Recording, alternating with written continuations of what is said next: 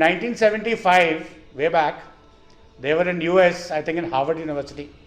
He was doing PhD on psychology. So he was studying psychosis, psychometrics, hypnosis. And in that, when he was doing PhD, he started studying all the successful people around, like what we just mentioned. So instead of me telling you that your reactions are wrong, which actually is supposed to be said, he studied those reactions, he studied those people. What do they do? Like, I am here. Now, what does Tony Adams does when he comes on stage? So you have to see that. He studied the reactions, he studied the processes that guys use.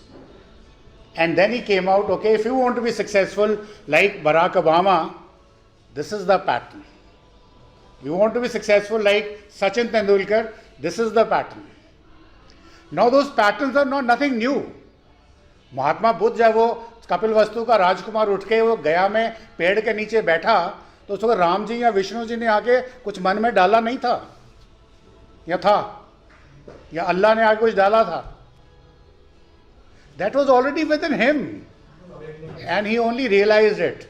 Similarly, what Ambani does, what Sachin Tendulkar does or anybody else does is already there in you. So that is why they said Neuro-Linguistic Programming. NLP was born with John Grinder and Richard Bandler. And it's just a collection of those things. So when I talk to you, I'll be talking a lot of stuff.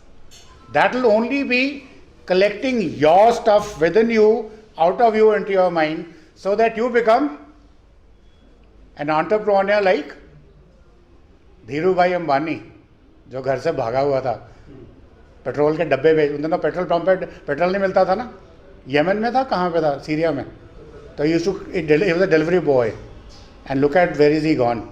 He's even surpassed Tatas and Birlas, who've taken generations to reach where they are, but this guy reached in 1.5 generation. So I hope that point is clear.